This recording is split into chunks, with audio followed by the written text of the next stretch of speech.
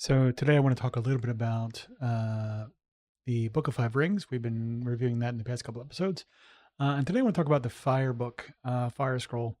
The thing about evaluating Musashi's work in sort of broad moving strokes is the language is obviously all combat, right? So it was designed to help teach folks how to engage in combat, but at the same time, he's very clear that um, this is all about a way of life. Um, there is nothing that cannot be done with the mind of a combatant, basically, for lack of a better way to say it. And I'm sure there's more elegant descriptions.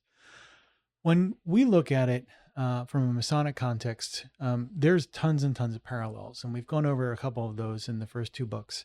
In the Fire book, the parallel really, or the sort of functioning perspective or tool, is the lodge itself. If you're familiar with Wilmshurst's work on the meaning of Masonry, he describes the lodge as an internal sort of headspace or meditation where the different sort of cognitive functions represented by the different officers in the lodge, as that lodge opens, it's very much opening an internal kind of sanctum sanctorum where you are operating at sort of the highest possible level, and not disregarding any valuable or valid input. And if you look at the Fire book, it's pretty much the same.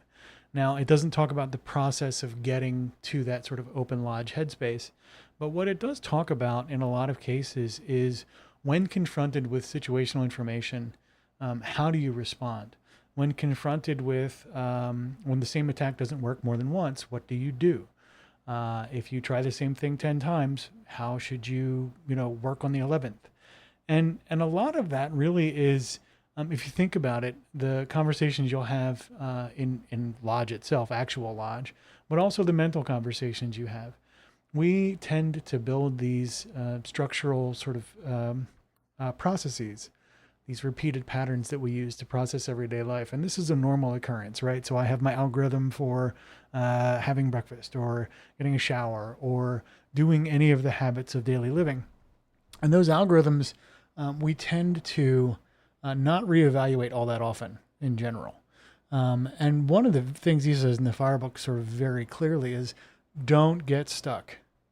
Don't get stuck with your favorite little sword technique or your favorite little flourish or your favorite little twirl because it's worked in the past. You have to approach the present moment with an understanding that the all the stuff you did before has to serve the objective. It has to serve the present moment, and it has to serve to defeat your enemy, whatever that looks like. Now, I think we've talked a little bit about how present all of his sort of mindset is in the first book and even in the second book. He is very intense in his presence when it comes to being in the moment and understanding how these pieces fit together. But a lot of the tactical things he talks about are sort of broadly and readily applicable. If somebody's coming at you from a direction you're not used to or you're afraid of or what have you, make sure you put your back in a certain location so that you can throw your enemy off guard, right? So all sorts of tactical behavior sets are available to you in the Fire book, and those adapt really well to your own internal sort of tips and tricks and all that kind of stuff. So again, the Fire book is really a great sort of tactical toolkit for that internal headspace, that internal lodge that you're operating on a daily basis. And it's also probably quite practical from managing the conversations in the lodge.